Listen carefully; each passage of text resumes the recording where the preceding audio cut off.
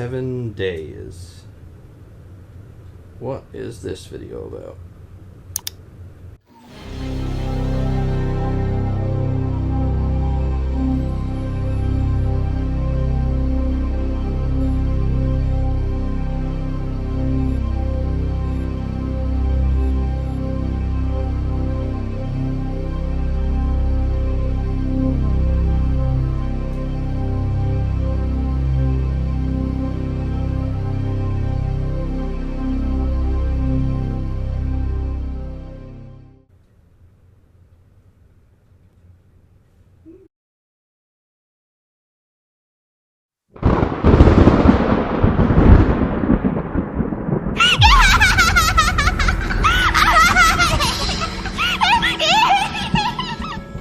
Welcome back to Alcohol and Anime Night. My name is Scott, and tonight you're joining me for my favorite episode of the year, which is the Halloween special. So, of course, I'm going to talk about some scary anime, and also a gory manga you should definitely read, a tequila I probably shouldn't drink, and a couple of Halloween season-related figures. So stay tuned. My name is Scott, and thank you for joining me. First off is a manga that did not get a paperback release and is only available digitally, but the good news is that there is a free and legal way to check that out, which I will leave down in the description. And this manga is called Pumpkin Night, and it is everything that a Halloween manga should be. It is spooky, it is gruesome, it has to do with pumpkins, and it has a very I Know What You Did Last Summer meets Friday the 13th vibe. So definitely check it out. It is not for the faint of heart. It is super gory. It shows everything. So be warned, it's some of the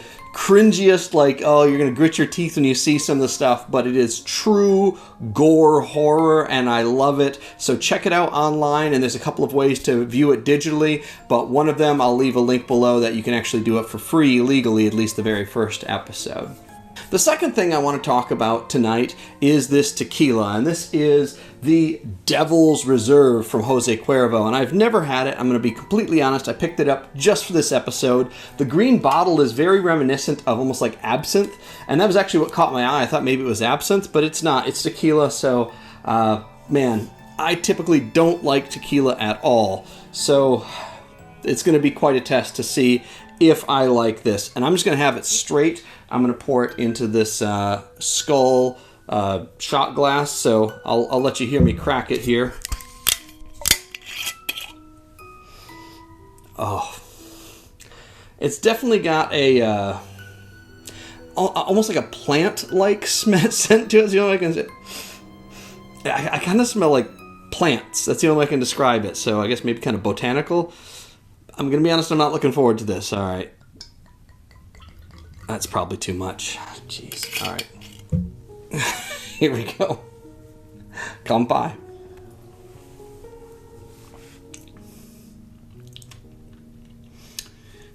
Okay. So tequila typically has like a bit of a burn to it going down. This almost has, dare I say, almost like a citrus in it. It has a little bit of the burn afterwards, but it's pretty smooth going down, and I imagine it would taste pretty good in a mixed drink like Long Island iced tea, but that's really not bad. Again, I don't like tequila. Okay, you know what? Pretty good, pretty smooth, and it's the Jose Cuervo's Devil's Reserve, so give that a go if you're a tequila fan.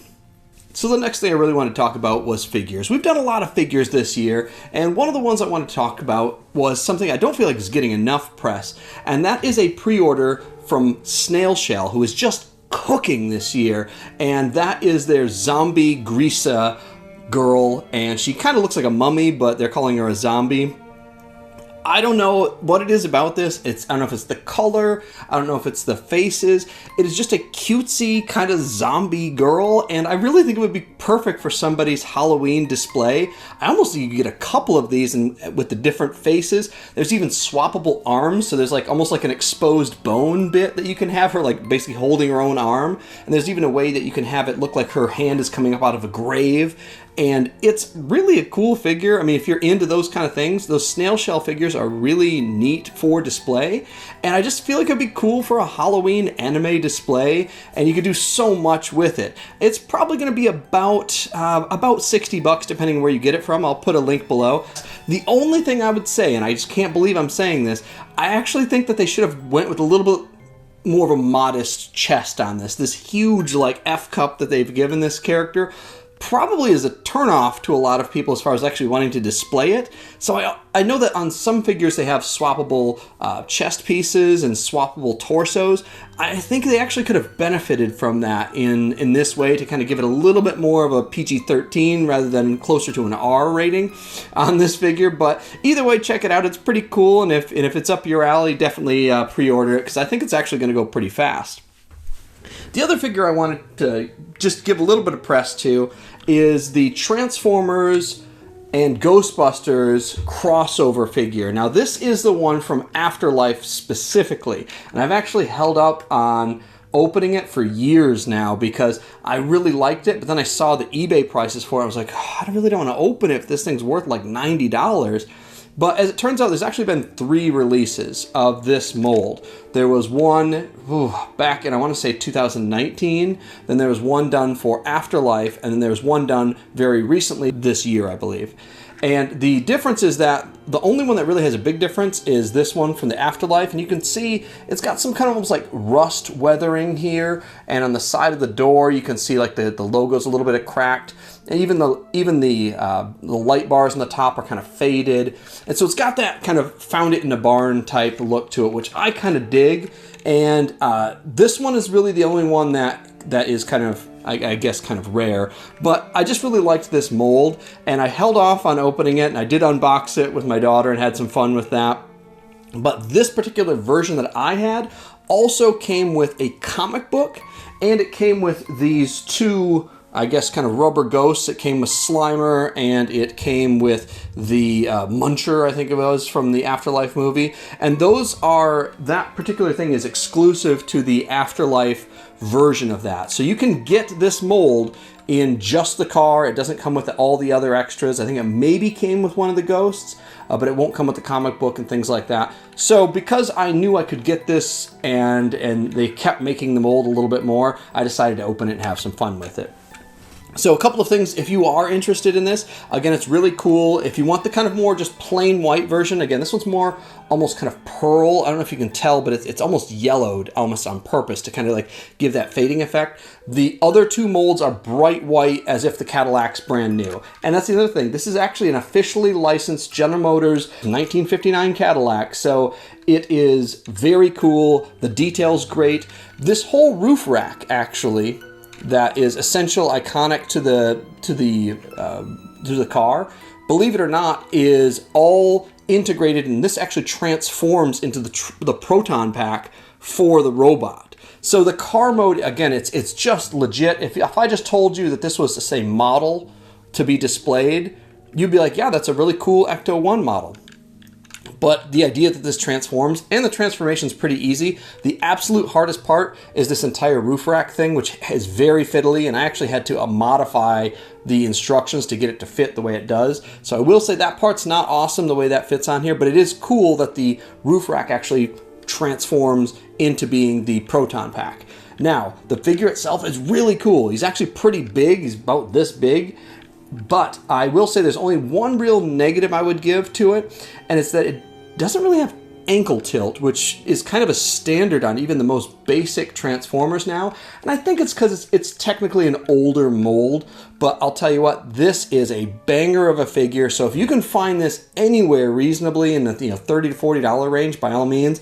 I know you're going to see this going for like crazy money on eBay, way over $100. Don't pay that. It's a really good figure. It's not worth over $100, but if you can find the more recent release of this that's maybe just the car, I would say go for it, especially if you're a Ghostbusters fan. And I think, honestly, this is the way I'm going to display it. Even though the robot mode is pretty cool and big, I think I'm going to display it in the Ecto mode. So definitely check it out, and I absolutely recommend for this one. If you can find the Afterlife one, I think you get a little bit more for your money because you get the comic book and the extra ghosts if you want that. But otherwise, either mold of this, you're gonna be happy. Now on to our anime for the evening, and I wanted to find one that wasn't just an obvious choice that everybody's seen 1,000 times. I wanted to pick something that was a little bit different. And in my personal opinion, horror is best done in short form. I believe that's true because you can only limit your willing suspension of disbelief for so long before it kind of just becomes a little bit weird. And so short form, in my opinion, kind of almost like a campfire story, is kind of the best way for horror. And in that way, I chose tonight's title, which is Housing Complex C. Now, Housing Complex C actually aired on Adult Swim, and you can view it for free from Adult Swim's site. I'll link below. It's all free and legal to do that. It's only 4 episodes, which ends up being about the length of a 90-minute movie, I guess, when you kind of add it all together. So it really is kind of short form. You can kind of just chunk it, or you could watch it all on one night, on Halloween night, and have a good time. What's interesting about it is I also think horror is best done in past times, like pre-cell phone era, and also anything that has to do with kids, because, anything as a kid was always scarier, and this has both. So this takes place in that sweet time of like the early 2000s, and you guys have no idea how good it was. It was brilliant. It was the best of times. But it was kind of a pre-cell phone era, as in they existed, but they weren't like ubiquitous. They weren't everywhere. Everybody didn't have one in their pocket, and they certainly weren't as good as they are now. And this focuses around a small group of people who live in this housing complex C, so it's not just a clever name. The story centers around a young girl, Kimmy, and her new friend, Yuri, not that kind of Yuri, as they kind of build community within the whole housing complex. And weird things start to happen, and people start to notice unusual things. And you're going to start to notice unusual things as well.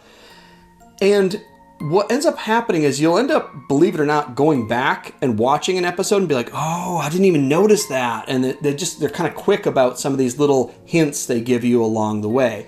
It has a decent amount of gore, but in the first couple episodes, it kind of doesn't spoon feed it to you. Until the last 2 episodes, it really kind of ramps up quickly. Essentially what happens is there's a kind of a catalyzing event that happens. A whole bunch of foreigners move into the building, and that kind of creates a little bit of tension, and there's a couple of things that happen that they're trying to get together, and then they're noticing weird things. I don't want to give away too much, but it definitely has some H.P. Lovecraft kind of vibes to it, so if you know what that is, and if you kind of are into that, this is really going to be good for you. If you like that cosmic horror kind of feel, this is going to be right up your alley. Some people don't like that, but this is definitely, I don't want to give away again too much, but it's pretty cool. Another thing that's pretty interesting is the setting and the characters. A lot of time anime deal with a lot of times just young people. This has very young people, older people that are foreigners, and a kind of an unusual depiction of Middle Eastern people in anime, which you actually don't see very much of. So it's pretty interesting. I think you'll like it. It's got some spooky elements. It's got some gore, and especially in the last episode, it really ramps up quickly. So especially for free, check it out. Again, it was on Adult Swim, so comment below if you actually watched it on Adult Swim, but check out the link below for it. I wanted to give an honorable mention to one that is really good, but since there's only 2 episodes out, I can't really give it a full endorsement, and that's Dandadan. And the entire premise here is there's 2 high school kids that are basically wrestling with the paranormal, whether that be ghosts or evil spirits or aliens, and they kind of team up in this very comedy/horror theme where they're almost doing kind of like amateur investigations, and they bicker like an old married couple, which is hilarious, and they don't really seem to be holding anything back. So if you like this, it's available both on Crunchyroll and on Netflix, which is awesome now that Netflix is doing simulcasts. So check that out. Let me know what you think. I believe there's only 2 episodes out as of this recording. I keep checking. I really want to watch the next one. So let me know what you think about that one, and perhaps we'll do a full review later. But so far, so good, so definitely check that one out. Thank you so much for joining me tonight, and if you liked what you saw, please do me a favor. Do that subscribe to the channel, please, and comment below with what you think. Comment below with what your Halloween costume is going to be. I'm going to be Cobra Commander this year, so I think that's going to be fun. It's been great talking anime with you guys. Happy Halloween and kanpai.